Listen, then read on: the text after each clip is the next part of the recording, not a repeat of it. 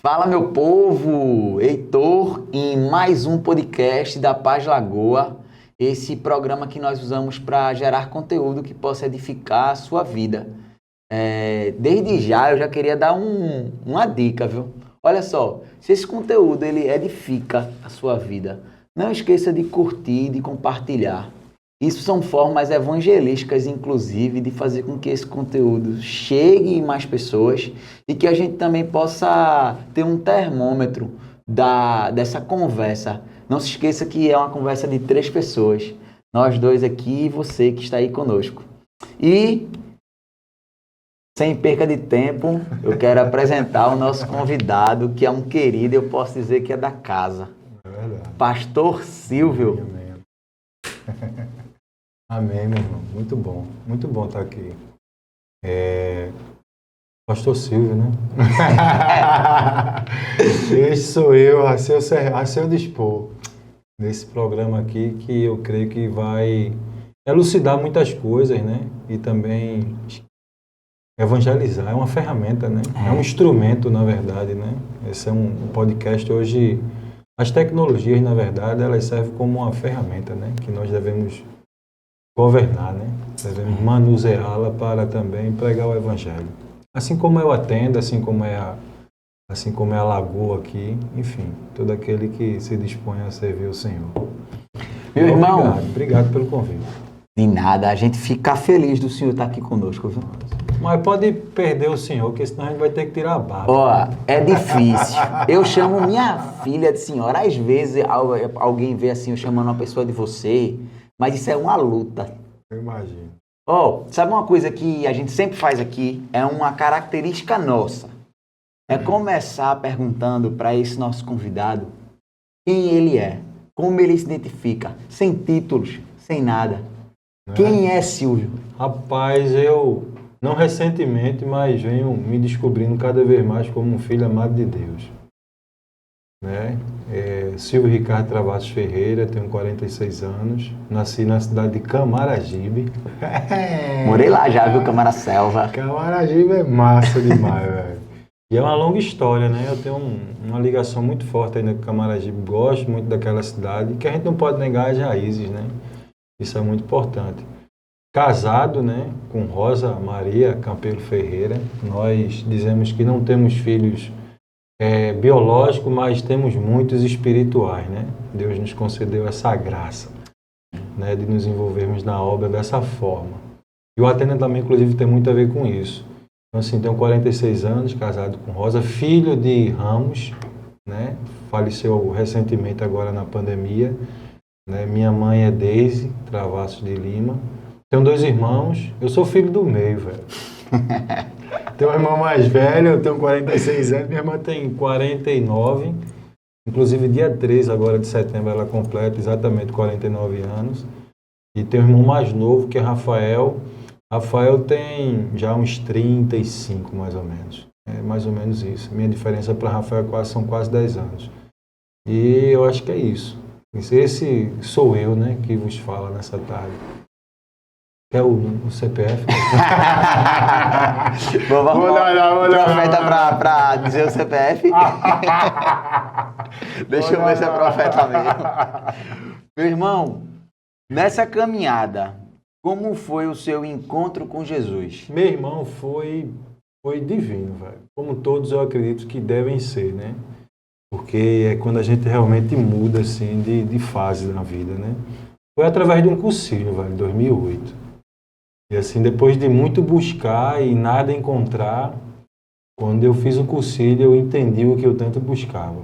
O que eu não sabia, né? Rapaz, foi poético, viu? Né? Aí uma das coisas que eu também gosto é poesia, né? E eu não acredito, eu gosto muito. O senhor está sempre aqui, eu não sabia. Eu participei na Paz, em Piedade, de um alto de Páscoa que teve lá. Eu era o narrador Que massa! Escrevo algumas coisas. Parei mais Mas veja, o podcast que eu tô lhe conhecendo. Parei mais de escrever, mas gosto muito. Também. Tudo que é papel, velho, que vem, eu tô rabiscando, tudo que é lugar. Quem tem a mente acelerada encontra na escrita o lugar para se acalmar. Para se acalmar. A gente chama na psicanálise de self, né? É onde você vai depositar ali o seu vai desentupir aí as vias, aí o cantinho é a fotografia também. A fotografia também, eu sou muito apaixonado por isso. Fotografia, audiovisual, né? Comecei a gostar muito da fotografia, depois passei para o vídeo também. Mas assim, muito ligado, inclusive, quando eu fiz o cursilho, porque quando eu fiz o cursilho em 2008, e foi muito massa, porque eu vinha de uma fase assim, muito punk, né? Vida louca. Assim, a mensagem que eu sempre via quando eu vivia naquele tempo lá era vida louca. Era uma frase que todo mundo carregava ela em tudo que era lugar. Mano Brown. E mote, pá, era exatamente isso, velho. Assim, envolvido com a questão da droga e vinha de uma separação, envolvido muito na época da faculdade, né? Dessa transição de saindo da faculdade, mas ainda meio adolescente ali e tal. E envolvido com a droga, me separei de uma pessoa, a gente viveu 4 anos juntos, aí me separei, voltei para casa e assim, não voltei para casa na verdade, né? Fiquei morando só um tempo ainda, dentro do bairro lá de Santa Amaro, ali dentro mesmo Eu fui morar no olho do furacão naquela época lá, sem ter para onde ir, não voltei para casa porque voltar para casa não fazia mais sentido, né? Depois que você sai a primeira vez, voltar não é a mesma coisa. E eu ainda envolvido com a questão da droga e tal, eu sabia que se eu voltasse não ia ser a mesma coisa. E eu ia deixar de fazer o que eu fazia na época, né? Gostava na época, que era consumir a cannabis, né? E aí, cara, eu entrei no cursilho assim, não tinha mais esperança para mim. Não tinha mais saída, a verdade era essa, sabe, Heitor? Eu lembro muito de uma imagem que foi o que eu senti lá, que foi muito forte nesse momento da minha vida. Eu gosto muito de trazer a questão do quadrinho, né? Não sei se tu já viu em desenho animado, quando o cara tá caminhando e cai num buraco, aí fica só aquela cabecinha assim para fora, aí vem alguém e puxa o cara, né? Então, assim, foi exatamente isso que aconteceu comigo no meu sentimento em relação ao cursilho, né? Quando eu cheguei lá, eu estava mergulhado assim no poço do pecado, né? Não tinha outra saída, já tinha procurado em tudo que era lugar. O que você puder imaginar, eu já tinha procurado essa saída de procurar me encontrar. Aquele vazio, né, que existe dentro do homem, realmente ele existe, eu estava buscando preencher, né? E foi no cursilho que eu achei, assim, aquilo que faltava para preencher esse vazio, foi quando eu encontrei com Cristo. E eu entrei lá, engraçado, isso foi muito impactante para mim, porque minha decúria foi Paulo, que era Saulo, né? Meu irmão, então tudo para mim eu fazia muita alegoria com essa história, né? E aí meu nome é Silvio Ricardo. E eu cheguei lá, Ricardo Travassos, que meu nome é Silvio Ricardo Travassos Ferreira, né? Eu disse, meu irmão, Ricardo Travassos morreu, velho. Quem vai sair daqui hoje é outro homem, que é Silvio Ferreira. Isso para mim foi muito simbólico, né? E aí lá o Ricardo Travassos realmente morreu. O cara que um dia bateu numa mulher, o cara que um dia fumou maconha, o cara que um dia que passava semanas fora de casa sem dar um alô para a mãe, para o pai, sem estar nem aí para nada.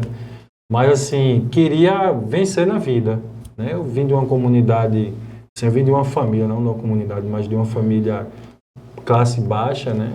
Sempre com muita dificuldade, meus pais para nos manter e tal, tanto que pequeno já. Meu primeiro emprego, acho que naquela época lá, se existisse hoje, meus pais talvez fossem presos, né? Porque eu fui trabalhar por vontade própria num ferro velho, mesmo. Que a turma chama de matar carro, né? Estudar de manhã e à tarde ia matar o carro, que é cortar o carro todinho, ele com as ferramentas, né? E aí à tarde eu ia para lá, ao invés de ir brincar eu ia para lá, porque lá eu ia tirar um dinheiro para comprar minhas coisinhas e tal, não sei o que, sempre foi assim a minha vida lá em Camaragibe, né? Naquela época lá, Camaragibe era quase interior, né? Hoje é região metropolitana do Recife. Era outra realidade. Mas lá eu fui muito feliz, aprendi a nadar, correr, enfim. E aí eu fui fazer o cursilho, minha mãe ligou para mim numa tarde como hoje, assim como essa, e disse, meu filho, depois de uns 3 anos, inclusive, sem falar com a minha mãe, eu tenho um convite para lhe fazer. E o engraçado é que quando eu saí desse momento, vê como Deus faz, né? Deus constrói as histórias do cara e o cara não se liga, velho. E eu disse, rapaz, eu tenho que parar agora, centrar minha vida, voltar para a faculdade para concluir o curso. Isso antes do cursilho? Antes do cursilho. Eu tinha me separado, vinha do movimento estudantil, aquela doideira, muita droga, vida louca. E quando eu me separei dessa menina, na época, né, quando nos separamos, eu não voltei para casa. Eu fui para dentro da comunidade, aonde eu pegava a droga, né? E lá a gente tinha um trabalho social também. E aí, nesse mover, eu não tinha mais para onde, eu fui para onde? Para dentro do projeto. Era o tamanho dessa sala aqui, mais ou menos. A gente trabalhava com contação de história, questão de poesia, de fotografia e tal. Esse era o nosso papel lá. Para tirar as crianças, né, da vulnerabilidade em relação ao acesso à droga, né? E aí eu acabei indo morar lá dentro, velho. Véi, que contrassenso, né? Tive 3 livramentos, assim, eu percebi que foi de Deus lá. Briga lá com a turma mesmo da comunidade, outra da polícia me parar no meio dentro da comunidade, né? E assim, depois eu vim entender que tinha sido, de fato, um livramento de Deus na minha vida, dentro do concílio, né? E nesse momento lá, na comunidade, eu disse assim, eu vou mudar minha vida. Ou eu mudo minha vida, paro essa doideira aí, que eu já estou com o quê? 30 anos, praticamente. Então, ou eu mudo, ou então já era para mim, não tem outro caminho. Só que aí eu achava, entendia que para mim não fazia mal, por exemplo, continuar consumindo maconha. Mas eu vou voltar a trabalhar, vou voltar a estudar, vou voltar a minha vida e vou me equilibrar para vencer, né? E o meu vencer era ter minha família, ter minha casa, ter meu filho, ter meu trabalho, que é um sonho, acho que dá. 90% da população brasileira, do jovem, é querer ter isso, né? Sucesso, enfim, profissão. E aí, velho, foi quando eu já tinha me afastado da minha mãe nesse tempo de morando com essa menina. A gente se separou, fiquei lá e fiquei nessa. Até um cara na comunidade, que veio de uma outra comunidade, foi pra lá, pra casa, pra gente fumar ele disse, meu irmão, isso é um lugar pra você não, velho, sai daqui. E realmente eu vi que não era, porque a casa nem banheiro tinha mesmo. A gente, né? E eu tava lá, porque eu não tinha pra onde ir. Eu disse, meu irmão, sai daqui, velho. Aí saí. Eu vou arrumar um canto lá na outra comunidade para tu ir. Só que aí eu fui, o lugar era melhor, até assim, melhor dentro desse padrão, né? Mas a casa era de frente para o mesmo lugar que eu estava, que era o acesso à droga, né? E você tinha o fácil acesso. Aí eu disse, meu irmão, não acredito nisso não. Mas lá eu, de boa, comecei a trabalhar, voltei para a faculdade, faltando uma cadeira só para concluir, que era tudo nos Pinheiros. Qual era o curso? Secretariado Executivo, meu irmão, veio. Eu optei um dia por Relações Públicas, mas para terminar logo, migrei para um outro curso de menor duração que tinha compatibilidade com as cadeiras, né? E sempre gostei muito de estudar. E aí eu saí, agora a vida mudou. E lá atrás, eu lembro, antes de me separar dela, eu disse assim, Senhor, Deus, se tu existe, eu vou me encontrar contigo, tu vai mudar a minha vida. Aí foi quando realmente tudo começou a mudar, velho. Foi algo incrível. Aí eu saía de casa, que era no Torreão, e ia para a faculdade, que era no Espinheiro, perto do Náutico, ali aflito, né? Início da Rosa e Silva. A faculdade hoje nem existe mais, que é Exurp. E aí eu ia de bicicleta, meu irmão. Aí fumava uma coisinha e chega aí, ó, parecia aquele ET na barra. E voltava e tudo fluía muito massa, meu irmão. E aí, quando eu voltava, chegava em casa, aquela... Aí, no outro dia, rotina de novo. Fazia um bico ali, um serviço aqui e tal, não sei o quê. Até um dia que até aí um dia o Senhor disse assim para mim, Heitor, eu ouvi, né? Eu não sabia que era Deus, mas eu ouvi. E em todo lugar que eu passava, eu via que era, você vai fazer uma viagem para nunca mais voltar. Eu disse, gente, como assim? Uma viagem para nunca mais voltar? Que viagem é essa? E aí, quando eu ouvia isso no meu inconsciente, né, eu gritava isso, aí eu encontrava, tipo, cara descendo de um táxi, um monte de mochila nas costas. Eu disse, gente, será que esse cara ia me buscar? Vem viagem. E eu vou fazer essa viagem aí. Eu sempre encontrava alguém com mochila e tal, fazendo alguma parada, assim, ou voltando de uma viagem. Você via que o cara estava voltando ou estava indo. Eu disse, meu irmão, sou eu que vou fazer essa viagem, nunca mais vou voltar. Aí eu fiquei com isso na mente, né? Vamos me fazer uma proposta, eu fazia uma viagem e nunca mais voltar. Porque na época da faculdade eu recebi uma proposta e não fui estudar fora. Desisti no meio do caminho. Negócio de passaporte, essas coisas e tal. Aí peguei e desisti, não fui. Minha família, até minha mãe ficou meio invocada comigo. Você vai perder uma oportunidade dessa e tal. Aí eu disse, mas eu senti, né? Entendi no coração que não era para ir. Fiquei, eu disse, pô, vai ser essa oportunidade. Eu acho que os caras vão entrar em contato comigo. E agora eu vou, meu irmão. Porque eu não tenho mais nada mesmo. Agora eu vou. Aí foi quando passou um tempo, cessou essa vamos dizer assim, na época eu dizia essa noia, né? Aham. Cessou essas vozes e essa visão que eu tinha de sempre fazer uma viagem. E aí, um belo dia, eu recebo uma ligação, que era da minha mãe. E aí minha mãe ligou para mim e disse assim, meu filho, aí eu penso num papel de embrulha-pega. Ligou, eu diga mãe, o que a senhora quer? Ela do outro lado, eu tenho um convite para lhe fazer. Eu disse, diga, fale logo que eu estou ocupado. Mentira, não estava fazendo nada. Aí ela disse assim, você vai fazer uma viagem para nunca mais voltar. Eita! Meu irmão, eu parei assim, gelei dos pés da cabeça. Eu disse, é essa a viagem que eu vou fazer. E aí eu disse, diga, você vai mesmo? Eu disse, pode falar que eu vou. Ela disse, você vai mesmo? Se eu não estou dizendo, eu sou um homem para assumir com o que eu estou dizendo, rapaz. Ela disse, veja, vai quinta-feira agora, isso era tipo uma segunda-feira. Quinta-feira agora, você vai fazer a sua mala aí, leva só os pertences pessoais. Eu não posso dizer para onde você vai para um lugar, vai passar lá 3 dias e tal, e depois você volta no domingo. Você topa? Eu disse, tá fechado, eu não disse que eu vou. Aí beleza, me encontra aonde? Eu só estou morando aqui bem pertinho da senhora, a senhora nem sabe. Minha mãe morava em Campo Grande, eu morava dentro de uma comunidade em Campo Grande, que é Ilha de Janeiro, dentro de Campo Grande, né? Aí eu espero em tal lugar na Agamenon, que hoje é o cruzamento do 13º ali, bem movimentado. Eu lhe espero ali que tem um posto de gasolina perto da sua casa. Tá certo. Posso marcar? Posso confiar? Eu disse, pode. Aí beleza. Aí chegou a quinta-feira. Aí na quinta-feira eu não fui fazer o meu bico, né, minha viração, nem meus corre. Fiquei em casa. Aí fui lá, comprei 3 coisinhas, eu disse, vou levar você para viagem. 3 dias, paradão, vou levar. Mas, meu irmão, não deu, velho. Aí eu disse, vai ser agora. Um atrás do outro. Aí quando deu a hora, ela disse, tá tudo certo. Eu disse, tá, tô indo. Agora pense, que eu não usava colírio, né? Eu disse, oxe, vou de cara e botei uma touca. Deus é muito bom, Meu né? irmão, que viagem, velho. Até hoje, quando eu participo do concílio, tem gente da época, os caras da época lembram. Botei uma touca até aqui assim. Me inspirava naquele filme Em Busca da Natureza Selvagem. O cara não usa uma touca. Caramba, On the Road. Tem um livro que eu gosto também. Ah, eu tinha acabado de assistir aquele filme nessa época. Aí botei a touca aqui assim e fui de cara. Pô. Meu irmão, quando eu cheguei lá, aí parei assim na frente da igreja, lá em Piedade. Aí vi a cruz, né?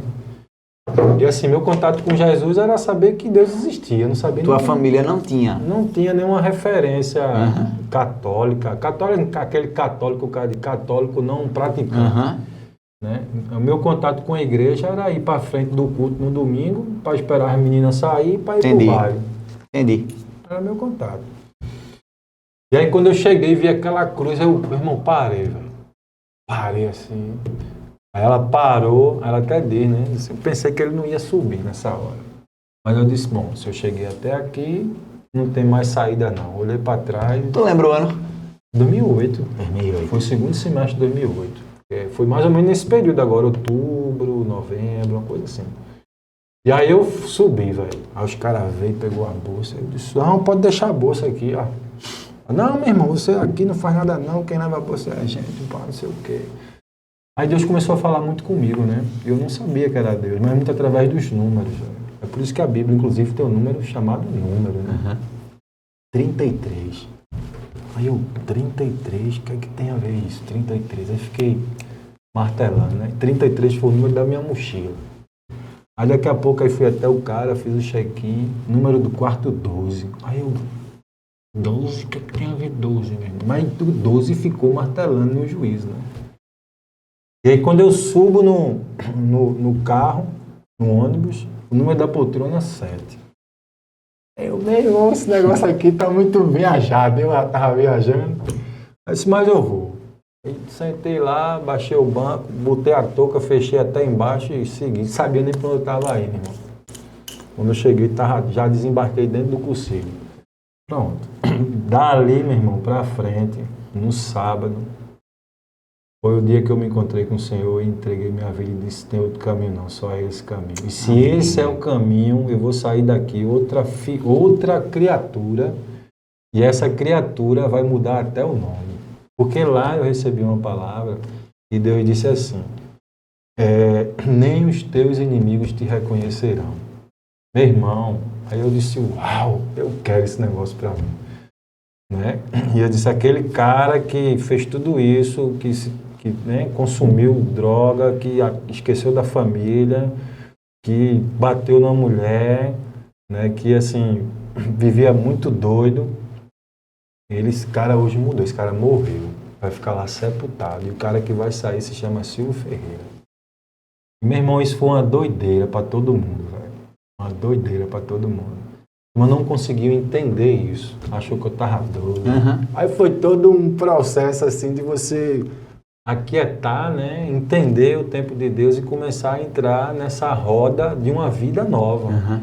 Entendeu? Assim, de uma vida nova, literalmente. Literalmente, assim. Porque, meu irmão, eu fiquei sem nada. É porque quando eu voltei para o lugar onde eu morava, estava vivendo, vê que doideira. Eu entrei, quando eu voltei, meti o pé na porta. Aí tinha um cara que era vizinho, a gente morava no correio de quartozinho, uns quartinhos assim. Aí o meu quarto tinha um e depois tinha um último lá, que era um cara que bebia. Tinha perdido tudo já, nem cama tinha mais para dormir. Aí aquelas portas de 2 águas, né? Aí meti o pé, arrombei o cadeado. Aí eu disse, meu irmão, chega aí.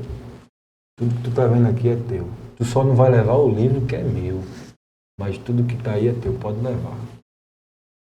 Aí ele, tá, eu vou levar. Só que aí eu ainda passei uma semana nesse lugar, né? Vê como o inimigo faz, velho. Eu morando lá, nessa mesma casa, a gente esperando uma semana pro cara começar a tirar as coisas. Eu disse, é o tempo que eu vou me organizar, vou conversar com minha mãe para ver se eu posso voltar para casa. É o tempo que a gente se organiza. Ele, beleza. Aí eu lembro que à tarde, assim, essa horazinha de tardezinha, eu tinha feito minhas correrias de manhã, de tarde ficava em casa para de noite ir para a faculdade, né? E tinha já deixado de fumar maconha. Uhum. Aí eu sentado, aqui, era um quartinho assim pequenininho, aí embaixo era o banheiro, a salinha, a TV pendurada, e na parte superior eu fiz uma casinha de pombo, que eu chamava de pombo, que eu botei umas madeiras, uns tapumes e eu dormia em cima. Uhum. E só tinha uma poltrona na casa. Eu aqui sentadinho na poltrona e almoçando, olhando para fora, né? Do movimento. Aí aparece o cara, meu irmão, todo de vermelho, cara, com os olhos desse tamanho, camiseta vermelha, short vermelho, sandália vermelha, e atrás de mim na TV, nessa época ainda era DVD, né? Tocando Lázaro. Filho, eu quero tanto. Meu irmão, esse louvor aí é a canção da minha conversão, velho. Massa. É a canção da minha conversão. Filho, eu quero Eu lembro tanto. que esse DVD de Lázaro me impactava. Demais, meu irmão. E eu sentado lá e passando o Lázaro aqui atrás, né? Eu lembro da canção dele, eu me lembro, nunca esqueço dessa música. Tu lembra? Oxê, lembro totalmente. Eu não esqueço, não sai do... Se você foi um filho assim, que foi meio rebelde assim, e nessa época tava com Cristo, você ouvia esse DVD, batia forte. Acabou. Não tinha pra onde correr não, meu irmão. Aí ele entra, né? Quando ele entra, eu sempre deixava a porta aberta, né? A turma entrava, enfim, aquela algazarra, né? Aí quando ele vem, ele não me vê aqui sentado almoçando. Ele olha direto para onde? O que estava em cima de mim, que era o CD de Lázaro tocando, velho. Que tocava exatamente esse louvor. Filho, eu quero tanto enxugar. Eu não vou cantar não, porque não é não é o meu perfil, né? E aí o cara parou, velho, na porta. Oxente, meu irmão, o que foi que houve, Ricardo? Aí eu, foi que houve o quê, cara? Aí ele, você é crente agora, velho? Aí eu disse, meu irmão, Jesus me salvou, velho. Amém. Aí ele, e aí a gente não vai fumar uma coisa? Eu disse, não, dessa daí eu não como mais não. Já era, já se foi o tempo. Eu agora não sou mais cabra não. Agora sou uma ovelha. Amém. Assim mesmo, velho. Você me gosta de usar essas associações, né? Aí ele comeu a história, aí eu disse, meu irmão, tu agora se tu quiseres entrar para sentar comigo e a gente almoçar, fique à vontade. Agora a gente vai sentar, almoçar, escutando Eu Sou de Jesus. Amém. E aí? Meu irmão, na hora o cara bateu em retirada, velho. Na hora o cara bateu em retirada. Daquele dia em diante ali, Heitor, minha vida mudou completamente, assim, 360 graus, velho. 360 graus. No último episódio do podcast foi com o pastor Rafael. E não é uma coincidência, né? Porque eu sei que muitas pessoas se converteram através de programas assim que Deus deu. E eu fico impressionado com o movimento cursilista. Eu não sei nem se o senhor sabe quando começou, mas faz muito tempo que o movimento cursilista impacta. São muitas pessoas que têm em sua vida ou uma conversão ou um encontro muito profundo com Deus ali e a sua vida é mudada. Irmão, eu indico a todo mundo que eu posso convidar, velho. Faça cursilho. E ainda digo assim, eu nem falo, né, essa questão assim de, não, porque é um encontro, meu irmão, eu não digo que é e que não é. Eu digo, olha, é um encontro seu com Deus. Pronto. Meu convite é esse. Vou lá fazer o quê? Meu irmão, é um tempo seu, que você vai reservar, você vai aquietar essa distração que existe aqui fora, e aí você vai ter um encontro com Deus. Pronto. É o seu encontro com Deus, é o seu momento com Deus. É um final de semana. Pronto. É isso que eu digo para todas as pessoas que eu convido, porque foi essa a minha experiência. Porque foi ali que eu encontrei com Deus. E a gente sabe hoje, né, que assim, todo joelho vai se dobrar. Né, e todo homem vai encontrar com o Senhor qualquer hora, qualquer momento. Ele está buscando. Existe um buraco no interior de cada um dos homens. Porque todos eles vieram da mesma fonte, da mesma raiz, não tem para onde. Ele só está perdido. Está na escuridão, né? Então um dia, naturalmente, ele vai fazer a sua escolha. Ou no final, ou na metade, ou no começo dessa via que a gente segue, mas ele vai ter esse momento, né? E não é diferente. Assim, uns vivem coisas mais punks que outros, né? Uns mais punks que outros, mas é a mesma história, é o mesmo filme. Se você for parar, o enredo é o mesmo. Vai mudar só se é de romance, se é de aventura. Vai mudar isso, se é tragédia. E o ator principal também. É o mesmo, cara. O meu conselho, sabe o que eu lembro? Que quando eu tava indo, teve gente que falou assim pra mim, mano, tu tá bem na igreja, porque tu vai. Espera, porque vai que tu desvia. Eu disse, tá repreendido, irmão, não vou desviar nunca não. Eu já desviei demais. E eu fui, e pra mim foi impactante também. E agora, pra você ver que não existe coincidências. Nada. Quem tava lá foi... Não sei se pode nem falar, né? A questão do reitor foi o senhor. Pode, meu irmão. Como o reitor foi... Foi mesmo. Tu foi tava em 22, meu irmão, aquele cursilho pra mim foi fazer um cursilho de novo. E sabe uma coisa que me marcou naquele cursilho? Dentro de coisas que eu não posso falar, né? Isso. A primeira é que somos homens e sabemos que homens tendem a ser mais tolos no sentido de a gente se fecha, né? E aquele não. Aquele no primeiro dia, todo mundo já estava se permitindo. E eu fiz com um irmão que mexeu muito comigo, porque esse irmão, eu conheci ele estava nas ruas, e ele conhece a Jesus. Eu lembro que a primeira vez que diz assim, faz um sermão, estabelece um sermão, ele estava lá e me marcou muito, assim. Eu lembro que, sei lá, não sei por qual motivo, eu ficava olhando muito para ele e para um cachorro que estava com ele.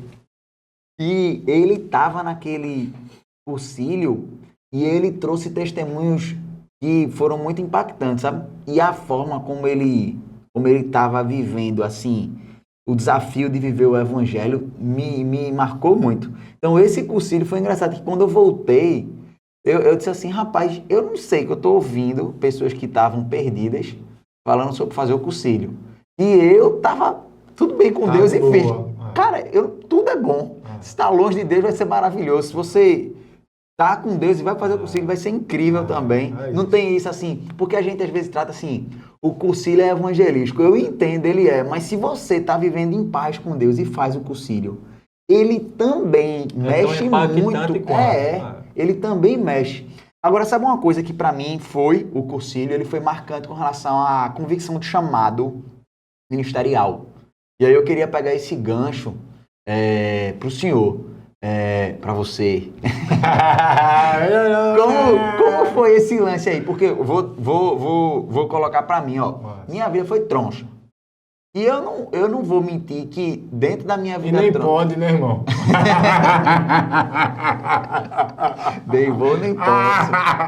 Mas, ó, quando eu vou dizer sim a algum chamado de Deus, eu tinha um desafio de pensar assim, rapaz, minha vida e tal. Como foi esse Ricardo se tornar pastor Silvio? Essa caminhada aí. Meu irmão, é tudo muito incrível, assim, né? É tudo muito sobrenatural quando você começa a caminhar com o Senhor, né? E assim, eu não tinha, assim, eu não tinha pretensão, vamos dizer assim, de me tornar, de servir, né, na vida ministerial pastoralmente. Né? Eu não tinha parado para pensar, agora eu vou ser pastor, não. A minha inserção natural na igreja anglicana, né, lá na Paz e Piedade, porque assim, é muito engraçado quando você conhece Jesus, e eu gosto muito de fazer essas simbologias, né? O Senhor trouxe para mim claramente que eu estava sendo alistado num exército. E eu fui de forma literal, inclusive procurar até um quartel para me alistar voluntariamente para servir. Bobo, né? Eu não entendi que o meu serviço agora não era mais esse serviço do homem, mas o serviço espiritual, um serviço de igreja que você entra para fazer parte, né? E aí eu fui levado por várias comunidades evangélicas no Recife. Aquelas da Cabugá ali, meu irmão, fui em todas as igrejas. Eu assim, qual é a igreja? Qual o lugar que eu vou ficar? Né? Qual é o meu quartel? Qual é o meu quartel que eu vou ficar alistado? E para vários. Que você puder imaginar, eu fui. Desde o pentecostal, a mais tradicional, até a igreja apostólica romana. No centro do Recife, assisti missa para saber. Rapaz. Né? Só que o amor, eu entendi e senti na paz, velho. E como é? Meu irmão, foi coisa assim, ó, à primeira vista. Eu disse, então é aqui que eu vou ficar. Aí foi escolha. Né? O Senhor me libertou, eu entendi. Mas que bonito a relação do membro da igreja com a igreja, é uma relação de amor. É, meu irmão, é de amor mesmo, literalmente, né? E aí eu disse, é aqui que eu vou servir. Aqui é o meu quartel. Tanto que, meu irmão, muitas vezes, sabe aquele vácuo que eu falei, ia fazer minhas correrias de manhã e de tarde não tinha para onde ir, eu ia para a igreja. Não tinha nada, eu ficava lá. Sei. Naquela época que hoje é um pequeno auditório ali era um jardinzinho, eu sentava e ficava ali, velho. A tarde todinha. Que ali me trazia paz, serenidade, de pensamento. Caramba, tô dizendo de coincidência, ó. Na época, eu comecei a servir no podcast, porque se desse um vacilo, eu ia pro templo da paz. Renatinha estava por ali, cara, e ficava. Porque o meu fascínio era que, na minha cabeça, era impossível eu ter uma família estruturada, meu casamento ser restaurado por tudo que eu sofri. Quando eu vivi esse milagre, ele é um milagre que é muito ele é pulsante, porque eu vejo ele todo dia, entendeu? Então eu não consigo esquecer. Então eu ia para ali para ficar agradecendo isso. Eu ficava lá, meu irmão. A todinha. Que massa. Às vezes a turma ligava lá aberto, o pessoal que trabalha lá. Pastor, tem um rapaz aqui estranho, o que ele tá fazendo aqui? Já aí, tinha aberto. Como é ele? Ele é assim, não, pode deixar, fique tranquilo. Aí às vezes chegava Miguel, aí vamos lá pra minha sala, aí batia um papo com ele e tal, já lanchou, não sei o quê, ficava lá sentadinho no sofá, aí ficava por ali, às vezes era Jason, era Ricardo Melo, sempre eu tava ali, né? E aí, nos cultos aos domingos, né, eu lembro claramente, assim, como uma flecha, né, Nilson, que é membro de lá, Nilson, que é do coral, não sei se tu, um baixinho, ele é advogado, inclusive. Eu sei, ele ainda tá lá, né? De Labib, é o sogro de Labib, que é pai de Felipe. E aí, meu irmão, aí ele veio assim como uma flecha. Eu disse, ó, tá precisando de voz masculina no coral. Eu disse, oxente, eu vim para servir. Soldado no quartel quer serviço. Ele aqui, eu nem sabia o cara é coral, que tinha voz para cantar. É desse jeito. Eu não vou, quero saber não, eu fui. Aí comecei no coral, foi um dos meus primeiros ministérios, porque aí a sede começou a aumentar, né? E tipo assim, eu gosto muito de criança, sempre gostei muito de criança. Aí alinhado a isso, eu fui servir, eu queria preencher a minha lacuna, o meu tempo, servindo ao Senhor. Né? Aí fui pro coral, do coral fui pro Ministério Infantil. Pro Ministério Infantil, naquela época, era Introdutores do Templo, né? Que hoje é o Acolher. Aí servia nesses 3 ministérios. E para mim, assim, meu irmão, não tinha tempo ruim. Como é que dava para fazer? Dava para conciliar as escalas e tal, enfim, sempre dava um jeito. E aí, eu lembro, aí a sua pergunta, né? Como foi a caminhada, né? Para a questão pastoral. Se deu num momento trágico, né, infelizmente, que a igreja viveu, que foi o assassinato do bispo Robson, né, Cavalcante. E, meu irmão, nesse momento aí, eu estava em Boa Viagem, eu lembro como se fosse hoje, numa segunda-feira, o Senhor dizendo assim a mim, você vai estudar. E eu sempre gosto muito de estudar, e eu estava na dúvida nessa época se eu ia estudar psicologia ou filosofia. E aí apareceu a teologia. Aí eu me lembro que eu entrei em contato com o Miguel na hora, quero saber onde é que tem um seminário e tal, não sei o que, parará. Aí ele disse que tinha, onde era na época, né, atrás da Paulo Miranda, aquela coisa toda de Boa Viagem. Eu disse, é esse que eu quero. Aí depois fui até falar com o pastor Ricardo, ele disse, não, eu faço o ITEL e tal. Eu disse, mas pastor, me desculpe, o chamado é tipo nível universitário, é teológico mesmo. Já tinha pesquisado alguma coisa. Mas nesse intuito de estudar teologia, você estava pensando já em ser pastor então, aí não tinha ou a ver ser com, teólogo? não tinha a ver com nada. Entendi. Tinha a ver que eu precisava estudar a palavra. Entendi. Eu não sou servo, o cara que é servo precisa conhecer quem serve, né, meu irmão? Entendi. Senão como é que eu vou conhecer? Então não era nem a questão de ser um teólogo, professor, não. Não, era estudar a palavra. Né? Porque o Senhor falou claramente uma vez para mim, hoje eu entendo que foi Deus assim, todas as ciências derivam daqui, tudo vem daqui, tudo está aqui. Então assim, para eu entender tudo, eu preciso entender isso aqui, que é quem ordenou todas as coisas. Né? Então assim, eu preciso saber a quem eu sirvo, saber como é que funciona, eu precisava saber disso. Fui saber teologia porque eu fui pesquisar, né? Conversei com o Miguel, queria estudar, e aí fui pesquisar sobre teologia, fui bater no outro seminário anglicano que tinha na época e tal, enfim. E aí eu disse, não, eu quero me matricular, eu vou estudar. Para estudar, não tinha pretensão de ser teólogo, pastoral, não. Entrei no seminário lá naquele momento, né, que estava findando aquele tempo lá, aquele momento, aquela fase lá, né, estava findando aquela fase. A partir dali a gente ficou meio que sem saber para onde ia, porque também foi um momento transitório para a própria igreja anglicana. E aí Miguel nos orientou a ir para a MESP, né, que é a Academia Memorial, onde é a Academia Cristã. Aí eu fui para lá. Só que é engraçado, né, para todo mundo que, quando a gente está no seminário, para todo mundo da igreja, acha que você vai ser pastor. É uma sina. Assim, já associa. Não tem uma coisa, não tem a ver com a outra, né? Mas aí ficava naquela, vai ser pastor? Eu disse, não, minha pretensão não é ser pastor, não. Minha pretensão é conhecer a palavra. E aí quando eu cheguei no seminário, uma palavra que Abner Assis, que era na época o diretor, ele disse assim, todo cristão, ele deve conhecer a Bíblia. Todo cristão, ele deve estudar a Bíblia. Ele tem até uma história que ele conta da família dele com os filhos, que foi essa orientação. Antes de escolher a profissão, inclusive. Até para ser um bom profissional, você precisa conhecer a palavra. Né? E aí eu tomei isso para mim.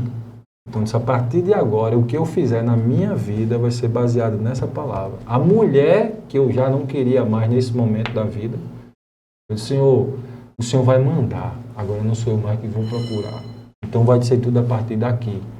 O que for, não sei o que é, mas o que o Senhor tem para mim é o que eu quero. Não seja feita mais a minha vontade, mas a tua vontade sobre a minha vida. Tanto que eu fui buscar filosofia, procurei em vários lugares, as faculdades, tudo fechando os cursos, eu não conseguia entrar, por exemplo, na Federal, eu não conseguia mais entrar nem como portador de diploma que tinha fechado. Aí fui para uma faculdade salesiana ali na Abdias, fechou a faculdade. No tempo que eu... Não, tipo assim, uma semana estava aberta. Na semana que eu fui para me inscrever, encerrou o curso. A filosofia. Aí fui para a Católica, a Universidade Católica.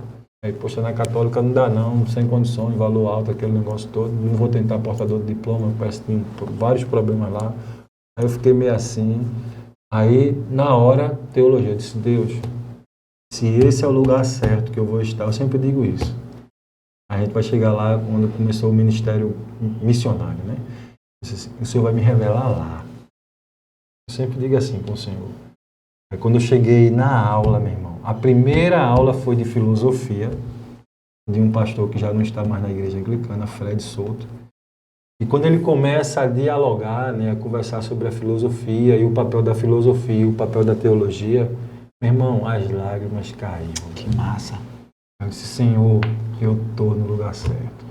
E aí ele usou uma palavra que marcou para mim, que isso eu entendi, porque teologia, né? Que ele diz assim, a filosofia faz a pergunta que só a teologia pode responder. Eu disse, uau, meu irmão. Porque só Deus pode responder, né? Aí eu disse, meu irmão, estou no lugar certo. Aí fiz o curso de teologia, né? Terminei lá na MESP em 2017, 2018. Foi a nossa turma.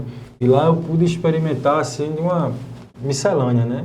De congregações e tal. Foi muito bom para mim o crescimento pessoal. E quando a gente sai desse momento aí do curso, e agora? Vai ser pastor aonde? Eu disse, não, meu irmão. Eu estudei a palavra, vai ser como o Senhor quer. Eu agora não tenho essa não é a minha pretensão. Se for da permissão do Senhor, eu serei pastor, né? Mas antes disso, eu dei um salto aí, né, de tempo, temporal. Em 2013, eu tive uma experiência missionária. Foi a minha primeira experiência de servir no campo, servindo mesmo, tal, fora da igreja, desse ambiente de igreja. E foi um convite que a gente recebeu, né, recentemente casado, já com Rosa. A gente recebeu um convite para... Eu fiz curso de 2008, aí tipo 9, 10, 11... zerado, sem namoro, sem querer saber de nada. Aí veio coral, essas coisas todas e tal. A gente se casou na igreja, né? Na paz. Foi massa. Minha vida toda, minha casa, minha maternidade, eu digo que é a paz. Brincando, né? É a paz. Que lá eu nasci, lá eu cresci, lá eu me casei, né? Lá eu terminei meu curso de teologia, lá eu fui consagrado, né, diácono e agora recentemente também presbítero. Tudo lá, né, meu irmão? Não, eu tava na que o senhor foi consagrado presbítero, não foi? Agora que foi até no dia Renatinha. E aí a gente recebeu um convite de um amigo da Igreja Batista Missionária em Camaragibe. Vê só, nada é por acaso. E o cara trabalha na mesma escola que Rosa. Aí disse, tem um convite para fazer a vocês. Aí, que convite? Disse, diga ao seu marido que eu estou convidando vocês para ir à África. Aí eu disse para Rosa, né? Vou falar com ele. Aí Rosa veio, aí disse, Silva, tem um pastor lá, o nome dele é Orlando e tal, não sei o que, é missionário. Orlando Moreira. Negão. Oxe, eu conheço ele porque o sobrinho dele estudou comigo, pô. É do Yandi. Ele também, um tempo, se envolveu com... Foi político. Foi vereador. Caramba! Que loucura! O mundo é pequeno, o mundo de Deus é assim. Eu tô descobrindo um monte de coisa aqui. Ligando as pontas, né? Eu gosto muito do sobrinho dele, do Yandi. Eu sei quem é. Orlando é uma benção mesmo. E ele também tem outra sobrinha, eu acho, é Beatriz, que também é... É tudo envolvido com missão mesmo. Eu acho massa isso na família dele. Que massa. Aí massa. E quando Rosa veio falar pra mim, a Rosa disse, fui convidada para fazer uma missão e mandaram te convidar, bora. Eu, pra onde? Pra África. Eu disse, rapaz, como é isso? Ele disse, pra África. Aí eu disse, vamos fazer o seguinte, vamos orar. Se for permissão de Deus, a gente vai. Agora Deus vai mostrar lá. Eu sempre digo isso, né? Deus vai mostrar lá. E aí tem os encontros, né, preparatórios, né, antes da viagem, toda aquela coisa toda. Aí eu acho que no terceiro encontro, aí nós fomos. A gente fomos convidados para 2, que acabamos não indo, a gente não deu muita atenção no convite, mas no terceiro eu disse, Rosa, vamos. Aí fomos bater lá em Camaragibe. E aí quando a gente chegou lá, eu disse, Senhor, o Senhor vai falar comigo aqui, vai dizer se é ou se não é. E aí quando ele começou a falar, e teve um aspecto lá que a menina que era auxiliar dele falou, quanto à questão de você que está aqui, você que veio aqui, né? Quando ela começou a falar, Deus começou a falar tremendamente. Eu disse, meu irmão, a gente vai. Tanto que nesse mesmo dia eu disse, eu vou, não tenho um centavo, mas eu sei que eu vou. Né? Eu vou viajar liso.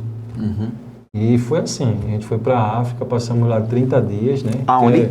Cabo Verde. E aí 30 dias, muito massa, assim, as experiências incríveis de dizer assim, uau! É isso aqui que é o evangelho. O cara vive, meu irmão, é todo dia e noite, noite e dia.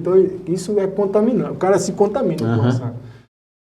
E aí, quando a gente voltou, quando a gente regressa para o Recife, quando eu desço no aeroporto, eu e Rosa, a gente tá naquele check-in ali, Polícia Federal, né? E ali Deus disse assim, claramente, meu irmão, para mim e para Rosa. Não foi só para mim, foi para ela também. Assim, o que é que você vai fazer agora que você sabe como fazer?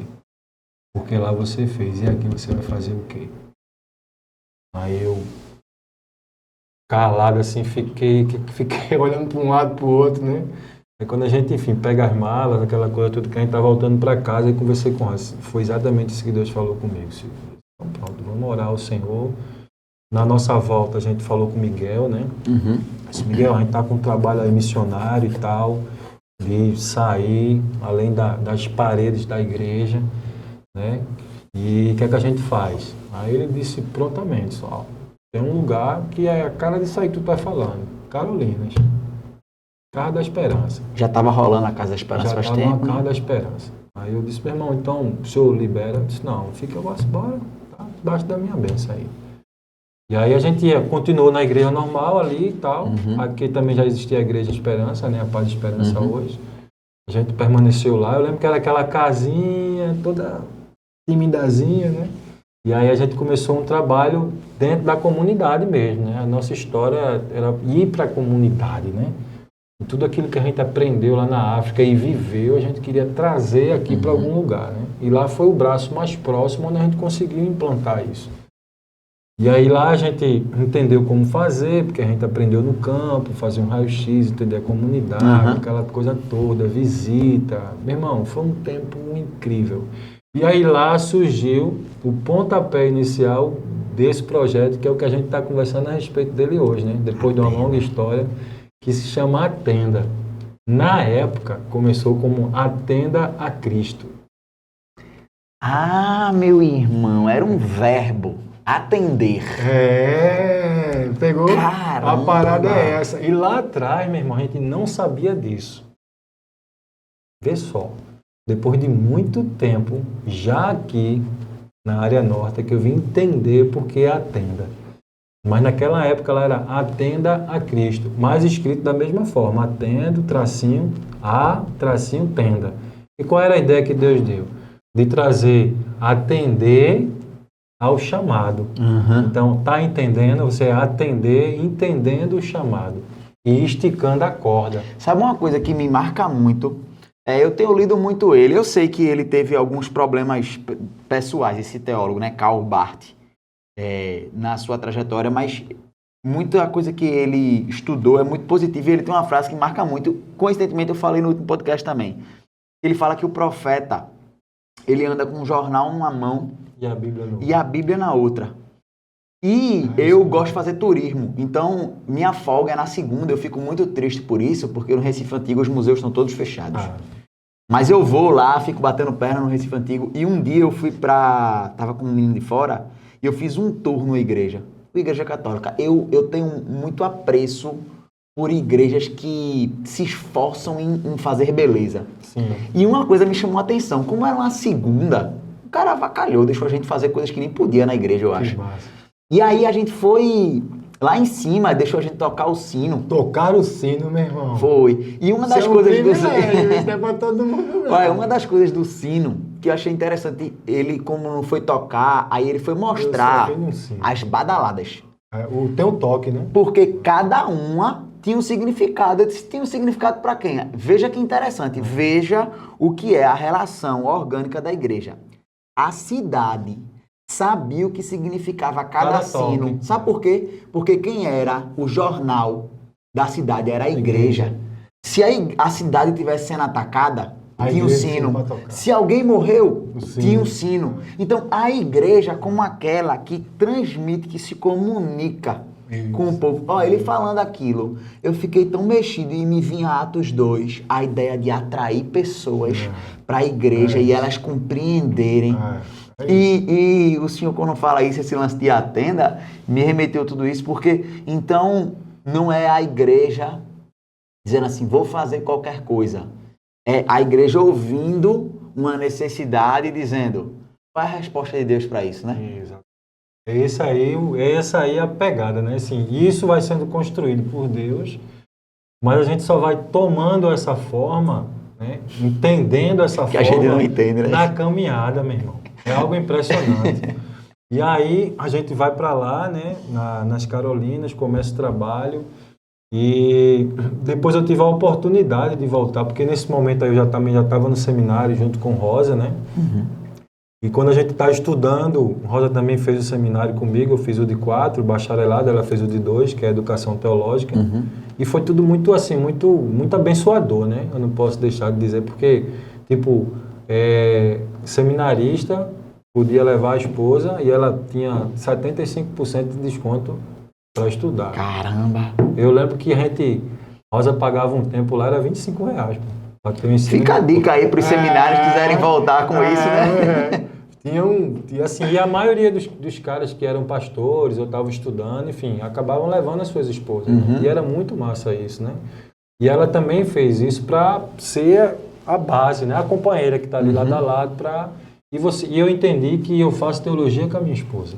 É a melhor coisa que tem, fazer teologia em casa. Meu irmão, não fica é só estudar, fazer. É fazer teologia em casa. É com a esposa. Não tem coisa melhor do que isso, não. E aí a gente sai desse ambiente, a gente termina o curso.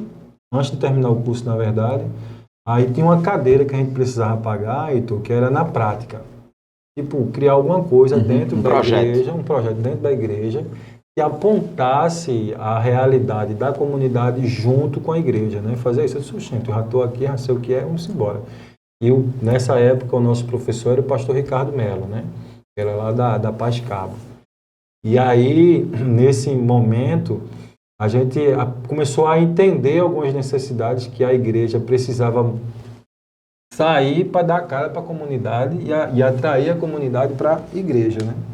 E isso foi muito massa, assim, que a gente deu uns toques, que hoje, inclusive, a gente vê que aconteceram, baixar o muro, que antes a referência da comunidade era só a Casa da Esperança, né? A ONG. Não a igreja. E não a igreja. Né? Ou então, assim, a igrejinha da Casa da Esperança, né? Sempre se referia à Casa da Esperança, né? É muito engraçado isso. E aí, com esse trabalho que foi colocado lá, né, que foi muito massa, acabou atrelando isso muito bom para a comunidade, para a igreja. E aí foi quando a gente conheceu um trabalho que a gente colocou lá, porque quando a gente foi fazer o trabalho com os membros, alguns membros da comunidade que eram membros da igreja, né, e outros que não eram, mas participaram dessa salinha que a gente criou, que foi de alfabetização pela Bíblia. E quando a gente ia falar da palavra, a gente percebeu que pessoas lá não liam a Bíblia. Tinham a Bíblia, mas vamos abrir sua Bíblia no livro tal. Aí acaba. Aí o Senhor. Por quê, né? Aí como a maioria, tipo, de 30 mulheres, não tinha um homem, de 30 mulheres não tinha um homem, né? Aí eu disse, Rosa, depois tu procura saber por que essas mulheres. Observa quem são e vê as que não abrem a Bíblia. E aí a gente entendeu que elas não sabiam ler e escrever. Então é aí que a gente vai atuar. Para elas aprenderem a ler e escrever. A gente foi atrás de um método, não tinha, a gente criou do jeito da gente, até a gente chegar à alfabetização pela Bíblia. E aí a gente fez uma alfabetização lá pela Bíblia, na igreja. Que massa. Né? E aí a gente formou umas 3 meninas lá que aprenderam a ler e a escrever pela Bíblia. Que, por sinal, é um dos legados da reforma que a gente às vezes fala pouco, né? Na mesma época da imprensa, começa a ter muita Bíblia e aí a EBD surgiu. Dessa necessidade. E aí a gente fez esse projeto, né? Aí, assim, a gente se afastou um pouco porque a Igreja Paz começou a se expandir para cá, para a Zona Norte, né? Espinheiro, Casa Forte. Eu morava em Olinda, a gente tinha uma cela em Olinda. E esse trânsito logístico de Olinda e Piedade ficava pesado, cansativo, a igreja estava se expandindo, a gente tinha uma célula lá.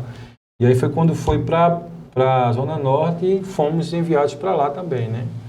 Mas até então aí também não existia essa história do chamado, você pastor. Não, o Senhor vai dizer, quem vai dizer é o Senhor. E aí lá foi quando eu recebi o convite do pastor Jason, né? Ele disse, chega aí, como é que está a tua situação no seminário? Aí eu disse, tá assim, então, tá esperando o céu se abrir, é? Vem aqui segunda-feira para a gente conversar. Aí, nessa reunião, mais uma vez, eu disse, Senhor, se for da tua vontade, o Senhor vai falar. O Senhor vai na frente, que senão eu não vou não. E aí é quando surge a oportunidade de eu ser instituído como ministro local, na nossa igreja é assim, a igreja anglicana, né, conhece, sabe. Depois, aí, no ministro local, naturalmente, eu fui... Né? Aí na caminhada eu ainda fui, tipo, não titubeando, mas Senhor, senão eu não vou, não tem problema comigo não, eu eu não quero colocar nada antes do meu nome que o Senhor já me deu, porque eu já tenho um nome. Pegando o gancho do que tu falou no início, né? Então eu quero continuar sendo quem eu sou e eu sirvo do mesmo jeito. E aí foi exatamente isso, assim, foi quando eu entendi, comecei com Rosa, nós oramos e tal, e Deus foi confirmando esse trabalho nosso, né? E aí o Atenda, ele não tinha parado, ele só migrou para cá, e aí foi quando Deus nos mostrou a rua mais uma vez, né? Onde a gente estava inserido, são 2 viadutos, da Agamenon Magalhães, da Avenida Norte, e o outro ali da João de Barros, de trabalhar com aquele povo de rua, ir para a rua mesmo. A igreja tem que ir para a rua. Eu falei com o Jason, não, fica tranquilo, fica à vontade.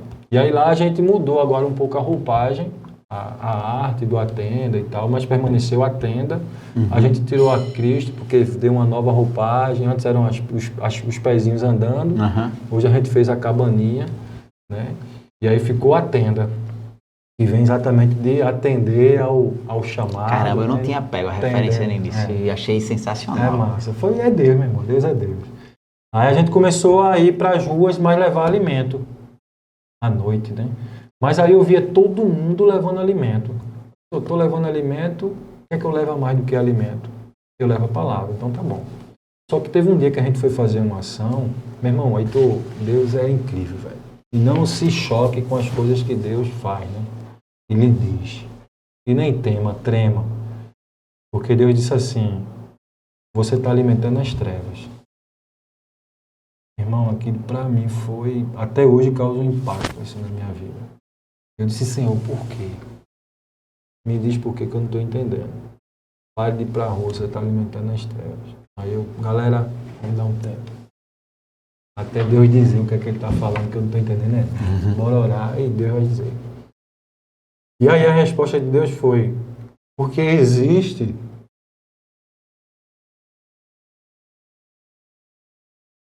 o meu filho do outro lado.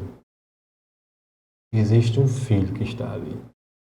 E além daquele alimento, existe uma geração, existe uma família e existe uma origem.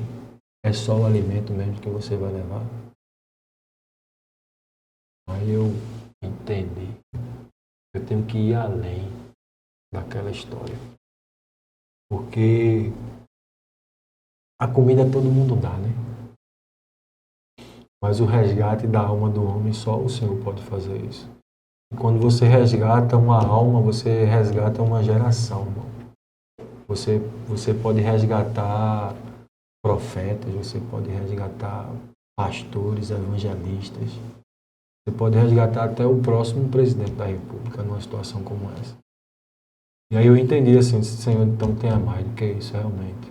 A gente cessou levar o alimento, né? Até, eu posso falar do Duarte, né? Posso, né? Olha. Até Duarte uma vez participou com a gente lá, fez uma filmagem. Nosso diretor.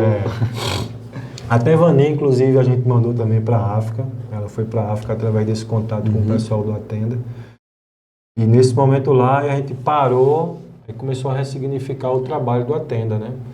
E aí, às vezes, eu estava em casa, irmão, porque parou as ações. Aí Deus dizia assim, vai lá, só vai lá conversar com os caras. Aí, o Dom Quixote sempre tem um Sancho, né? Aí eu ligava pro Sancho, que era eu chamar ele de Timóteo, chamei ele de Timóteo até hoje, que é o Olegário. Aí, Olegário, tá fazendo o quê? Meu irmão tava me preparando para dormir, que ó, meia-noite, vamos dar uma volta ali embaixo do viaduto. Aí ele falou, o quê, pastor? Eu disse, meu irmão, vamos embora. Aí ia pra lá pra conversar com os caras, pra conversar, dialogar, saber a vida do cara, que história é essa, como foi que ele veio parar aqui. E aí, como o mano que é mano sempre tá ligado, né? Aí eu dizia assim, meu irmão, a estratégia que Deus me deu é essa. Tu não é filho de chocadeira. Tu tem uma história. Tu veio da onde? Conta a tua história. Eu tô aqui E na rua vem cada história, né? Tem uma história. E dependendo da história, o cara confronta, né? Depois que você começa a criar um laço ali... O senhor falou, o senhor antecipou uma pergunta que eu ia colocar na mesa. A gente viveu um pouco disso no CAIS. Eu cheguei, o CAIS já acontecia, mas estava em transição, né? E quando eu cheguei, o CAIS, pelo que eu entendi, que eu ouço, né? Tava um lugar que fez uma escola e a ideia era capacitar e a galera ir. E quando eu cheguei, tava Rashid, Miguel, e nessa transição eu comecei a ir com eles pra rua e foi uma época que a gente teve essa mesma percepção e o perigo. A minha pergunta seria essa: esse perigo, por que eu falo perigo? Meu irmão, eu não estou usando essa fala para atacar ninguém, mas eu já vi muita gente falando assim, ó, você sabia que sua igreja é um projeto social? Sim, E eu penso assim, meu irmão, ela é mais do que isso. Ela não é só isso, não. Ela também é, né? É, exatamente. Não queira reduzir. Toda igreja tem um projeto social dentro dela, mesmo que ele não tenha PJ ainda. Mesmo que ele não se reconheça como tal, mas tem. Mas ela não é só isso. Não é isso. Porque se for só isso... Acabou o papel da igreja. E o que era forte é que, pelo menos conosco, eu queria até saber o que rolou lá. Quando a gente se percebeu isso, a gente percebeu a urgência de Deus porque coisas aconteceram muito rápido. Quando a gente percebeu isso, vou dar um exemplo, pessoas começaram a sair das ruas, começou a ter um movimento de convergência, então começou a acontecer assim, ó, a gente ia pra rua, certo? Mas agora a gente ia pra rua e eles vinham pra igreja. Não era só a gente e eles estavam vindo também. Isso. Quando o Senhor teve essa percepção do caráter redentivo da tenda, né? E outra coisa que o Senhor falou, que ficou na minha cabeça, Deus está falando muito isso comigo, viu? Sabe o que é? A igreja tem que entender que o evangelho, essa boa notícia, vem depois de um silêncio profético. Foi assim lá e é assim hoje. Às vezes a gente tem medo de ir para esse silêncio, né? Tem um tempo que Deus chama a igreja para dizer assim, fica quietinho, vem cá. Eu tenho um negócio para te contar. Para mostrar, né? Estou preparando, né? Pronto, aí quando a gente sai desse momento agora de estar apenas visitando, a gente saiu da rua, recuou, deu um tempo ali, e depois a gente volta para debaixo do viaduto para conhecer o cara, se relacionar, saber a história, porque ele veio parar ali. Qual era o viaduto? O da Avenida Norte. Gamenon, Avenida Norte aqui, né? E a gente ficava ali 1 hora, 2 horas, a gente chegava, os caras chegavam para deixar sopa, não sei o quê, entregar roupa, e a gente ficava lá esperando. E aí a gente orava, lia a Bíblia e tal, conversava com os caras. E aí o que me impactou, e aí eu entendi, porque Deus disse assim, pare de levar o alimento, né? Pare de alimentar a treva. Eu conheci um cara que disse assim, ó, eu tenho um apartamento, minhas filhas, alugado. Suxento, meu, o que é que tá fazendo aqui? Com 2 filhas e uma mulher embaixo do viaduto. Então aquilo ali começou a me fazer entender que não era só o alimento, porque existia uma relação aí que precisa ser quebrada, né? Dentro desse contexto. E aí, com isso, a gente deu uma recuada de também visitar, mas a gente começou a entender, dentro daquela área onde nós estávamos inseridos, que as pessoas que estavam embaixo da rua, pelo menos tipo 80%, era da área, da comunidade, era do entorno, não estava de um lugar, era um caso ou outro isolado, mas era muito isolado. Foi quando a gente começou a entender que precisava de um lugar fixo. Não dava para, você poderia fazer as atividades de homem, precisava de um lugar físico para fazer mais algo propositivo, para trazer a mudança. Então o início começou com pessoas em situação de rua. De rua, né? Porque a gente entendeu que, inclusive, pessoas que vivem embaixo do viaduto moram próximas às comunidades onde elas estão inseridas. Ou saiu por droga, ou saiu por álcool, que é uma droga também, enfim. Saiu por uma confusão, brigou com, né? Enfim, largou a mulher, foi embora por causa do álcool, é tudo separação, né? Mas sempre é a mesma história e sempre está ali. Aí eu disse, rapaz, então é isso. Aí exatamente no período aí já, aí, bem perto da pandemia, né? A gente estava fazendo esse trabalho de acompanhamento, hora ou outra a gente levava assim mesmo alimento, levava agasalho.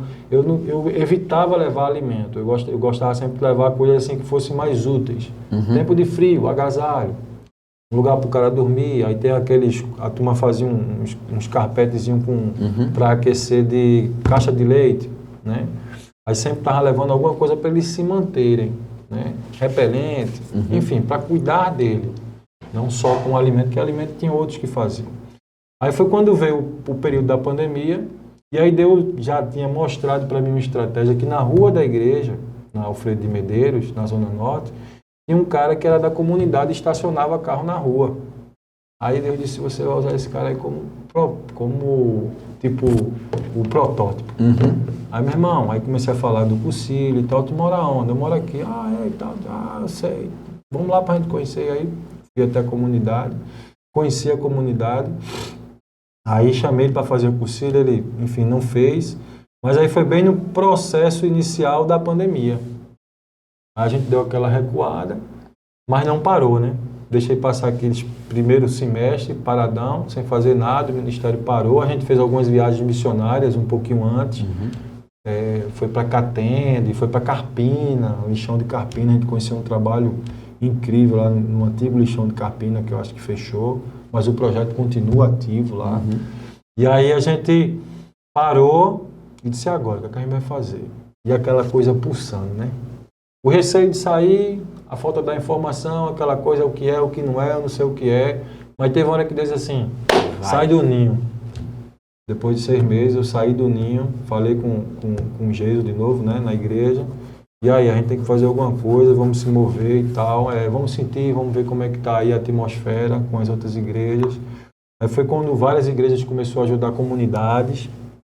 Aí a gente já estava dentro da comunidade, né, que já tinha esse contato, né, sem ter um lugar fixo. A gente começou a receber cestas básicas e aí a gente usou a associação dos moradores para fazer a distribuição das cestas. Que a gente já tinha um contato com a comunidade, conhecia algumas pessoas. A maioria das pessoas a gente já conhecia porque fez aquele trabalho do raio-x, aquele que a gente fez nas Carolinas, a gente fez nessa agora, mesma coisinha. E aí a gente começou a dar cesta básica, né? A pandemia vai se esfacelando, acabando. E aí Deus diz assim, eles só precisam se preocupar agora com o hoje. Aí eu não sei o que o senhor quer dizer com isso, eu não estou entendendo não. A cesta básica, eu alimento uma família, é uma família com uma cesta básica, ela vai perdurar um bom tempo. Mas se ela só precisa do hoje, eu posso pegar essa cesta básica e abrir ela para outras pessoas hoje serem contempladas. Aí surge a mercearia do Vila, né? E aí a gente começou a fazer isso dentro da associação, a mercearia, e começou a fazer um bazar. A mulher sempre tem ideia de bazar, né? Vamos fazer um bazar aqui.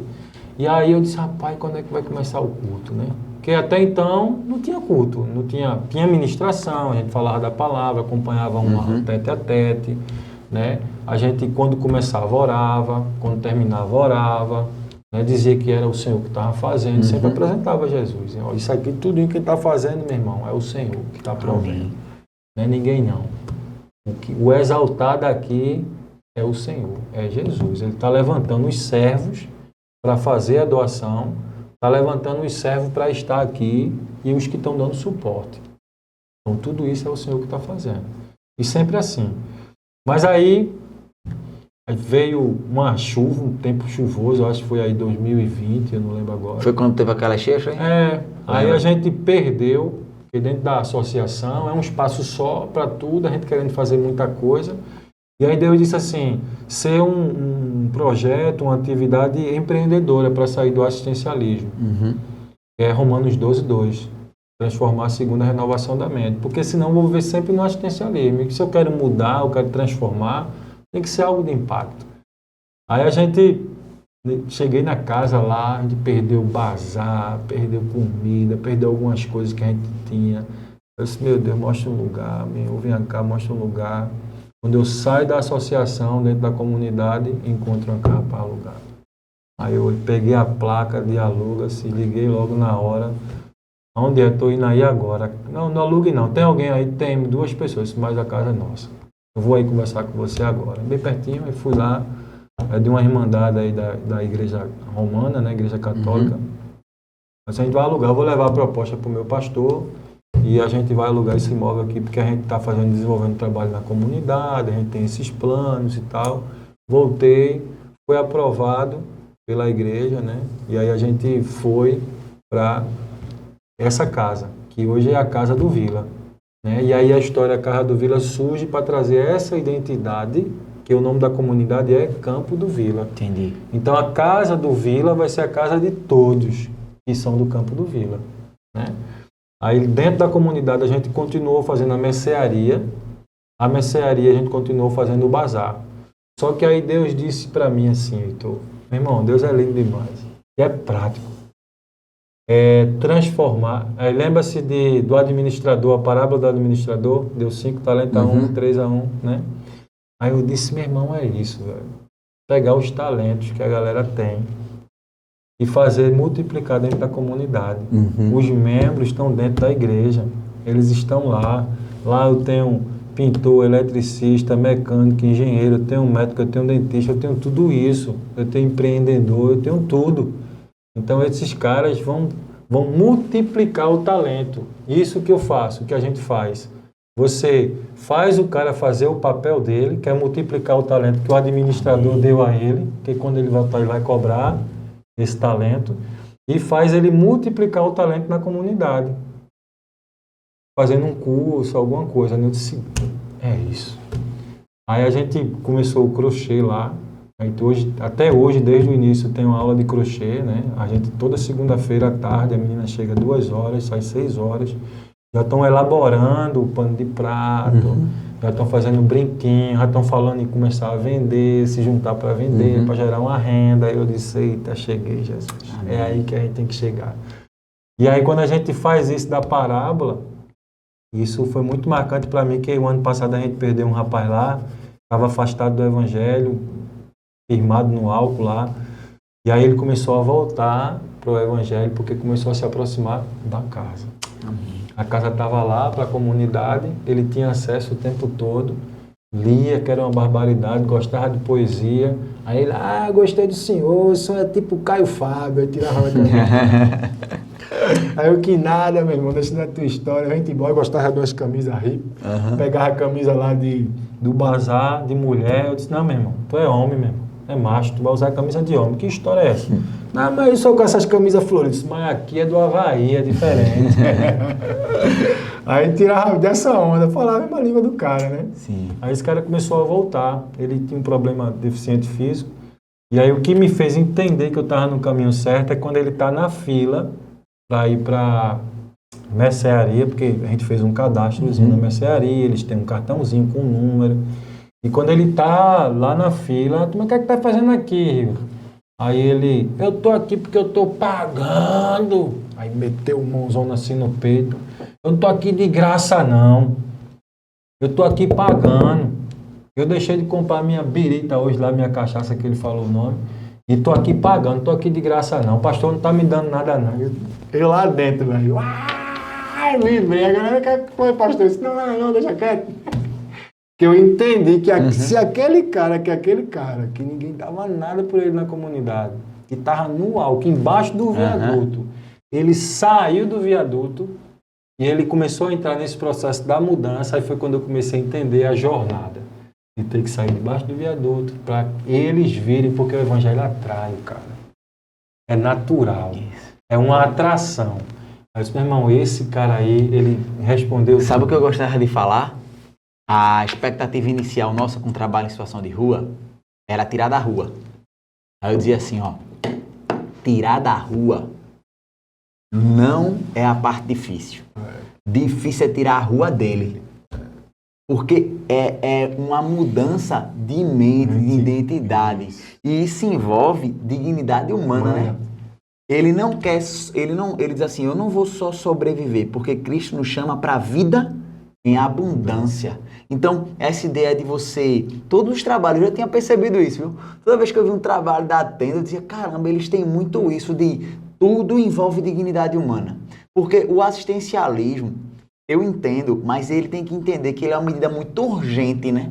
Porque ele diz assim, é tão urgente que ele não leva em conta a dignidade humana. Porque quando eu dou algo a alguém, eu estou esquecendo que faz parte da construção da humanidade dele, ele conquistar. Veja só, que curioso. E o próprio Deus faz isso conosco. Nós dependemos de tudo do Senhor, mas na sua maravilhosa graça, em várias coisas, Ele nos permite a construção conjunta, porque isso cria em nós essa identidade, forja o caráter do próprio Deus. E o cara vai sendo moldado que ele nem sabe pelo Espírito Santo.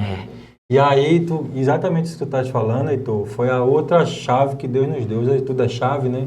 Foi a outra visão que Deus nos deu, que foi restaurar a identidade de filho para resgatar a dignidade do homem. Amém. Eu disse, meu irmão, é isso que a gente vai fazer, velho. Não tem outro caminho, não. O caminho é esse. Então, assim, e esse caminho, ele é natural. Você chega... Tanto que até então, veja como é engraçado, a gente foi para casa, começou a fazer as ações, tinha bazar, tinha mercearia, tinha um crochê, corte e costura, hoje a gente tem arte terapia. A única inserção que há no Evangelho, primeiro, é amar. Receber como eles são e entender o que eles são e quem são. Eles são alvo do nosso amor. Não importa como eles sejam. E naturalmente Deus vai mudando o caráter. A comunidade ela tem uma característica que é peculiar dela, de comportamento social, comportamental, de várias formas que você pode imaginar. Mas quando ela vem para esse universo, ela começa a mudar o comportamento, a fala, o jeito de tudo. É o choque do mundo, né? É algo incrível. E semana passada a gente teve um momento lá, Eduardo estava com a gente, e a turma ficou impactada. Como é que vocês conseguem fazer com que essas crianças fiquem tudo quietinhas? Como é que vocês conseguem fazer com que a comunidade respeite um ao outro e fique tudo tranquilo? Rapaz, isso aqui é outra história. Que isso é muito natural. Isso vai acontecendo naturalmente. Que eles não vão entendendo, né? E aí eu disse, mas chegou uma hora da gente ter um momento de cultuar a Deus, né? Aí vou esperar eles pedirem. É a necessidade. Eu trabalho com a necessidade. Pastor, quando é que vai ter o culto? Aí eu, opa, e vai ter o culto só para o pastor, é? Não, eu vou. Vai mesmo? Vou. Então, bom. Se você vai, a gente vai fazer o culto. E hoje a gente não chama de culto, mas chama tenda do encontro. Porque tem a ver com a nossa identidade, que está lá em Êxodo 33, né? E também tem a ver com Isaías 53. São esses dois versos que o Senhor nos deu desde a fundação do Atenda, né? Isaías 53 deu no início, no Atenda a Cristo, de estender e alargar a tenda, né? Tanto que a gente está entendendo isso hoje. Quando a gente chega lá no Campo do Vila, aí a gente chega em Êxodo 33. É exatamente dessa presença do Senhor nesse lugar. E o Josué estão nascendo, né? Os espíritos. Atenda a Cristo. E então, cara, tem um menino desse tamanho, Arthur, velho, tem 6 anos. Pastor, eu quero ser pastor. Meu irmão. E Arthur? Quero, pastor. Pirraia, meu irmão. Estou entregando a vida a Jesus. Foi quando a gente começou na tenda do encontro. E na tenda do encontro, que é toda sexta-feira, a gente vai para orar, a gente vai para conversar, a gente vai para louvar, a gente vai para chorar, a gente vai para rir, interceder pela comunidade, forma um círculo ali, tipo modelo célula, e fica conversando, dialogando, bota um louvor. Deus é que conduz o negócio. Pastor, vai ter uma leitura bíblica hoje? Não? Bora, bora. Vamos pegar um texto bíblico. Aí a gente reflete sobre a palavra que Deus quer, e aí vai acontecendo. E naturalmente você percebe as conversões, meu irmão. Não só, claro que tem que ser declaradas como já são, mas você já consegue antecipar essa declaração, porque você vê a mudança. Isso é, meu irmão, isso é algo assim extraordinário, que só Deus faz, irmão. Então hoje a gente tem, além dessas atividades que nós desenvolvemos hoje, né, a gente hoje quer ampliar, porque a gente continua com a mesma pegada. E hoje o Senhor nos deu uma nova visão, não só para aquela comunidade, mas também para o próprio ministério, de ser uma base. De ser uma base que acolhe, uma base que cuida, uma base que treina, capacita e envia. Né? Porque assim, esse é o resgate, esse é o trabalho hoje do Atenda Lá. Mas não é só para lá, é para nós também. É para você, é para você que está assistindo aí do outro lado e vai assistir, que está em casa, que quer multiplicar o seu talento. Ah, pastor, eu quero, mas não posso. Então aí Deus doa amor, transforma a vida. É o lema que a gente carrega hoje, a nossa bandeira. Doar amor, transforma a vida. E o seu doar amor, o que é? O seu doar amor é o tempo para você orar. É o tempo para você, como tu falou aqui no início, meu irmão, dá um like aí, curta esse negócio, compartilha.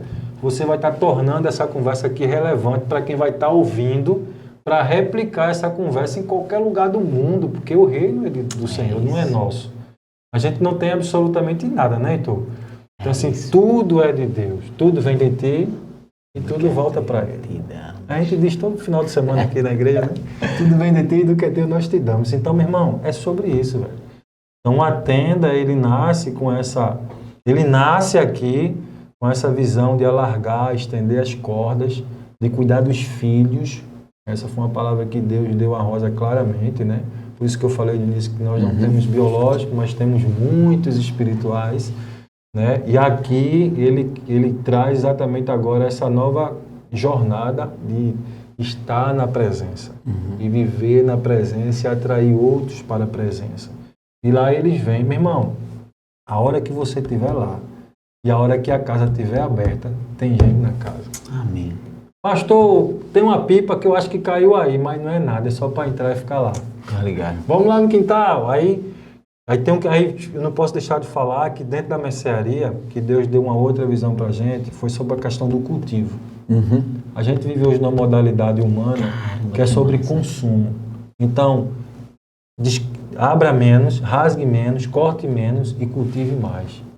Aí lá atrás eu tenho uma areazinha bem miudinha. Aí o que foi que nós fizemos? Fizemos uma hortinha. Que massa. Aí tem uma hortinha, brother. Eu pego as crianças, vou pra lá, pego uma semente, aí trabalho a parábola do semeador. Rapaz, Deus é tremendo. Aí lá a gente já plantou alface, coentro, cebolinha. Irmão, ainda não fui na telha. Você tá falando agora, tô com raiva. Cebolinha. Eu já plantei, meu irmão. O ano passado eu tive a ousadia, Deus deu a ousadia. Deus deu a ousadia o cara, né? Eu peguei umas sementes de abóbora. Plantei lá. Oxi. Sério? Peguei 4. Que massa. Uma das lembranças que eu mais gosto quando eu era novo foi um tempo que tinha um sítiozinho. E no final de semana a gente ia. E não precisava fazer compra de nada, pô. Tinha lá. Porque tem tudo lá, pô. Literalmente tudo lá. Não, vai comer o quê? Mata uma galinha, uma cabra. Tá aqui. Tá tudo lá. E aí, o que é que a gente faz? Não tem a mercearia? Né? Então, assim, isso aqui da horta vai complementar a mercearia. E aí, na mercearia, nessa questão do cultivo e do consumo, Deus disse, você ainda está transformando a mente. Então, agora a gente vai sair do assistencialismo, vai ter uma visão empreendedora. Amém. Aí, a gente recuou com a mercearia, agora eles vão pagar um valor. A gente abre a cesta, eles podem pegar até 7 alimentos, feijão, arroz, farinha, açúcar, fubá são 2 pacotes, macarrão são 2 pacotes, ou seja, dentro desse panorama ele leva 9 itens da cesta básica e paga R$5. Ele pagando R$5, ele sabe que vai estar investindo aonde? Na casa.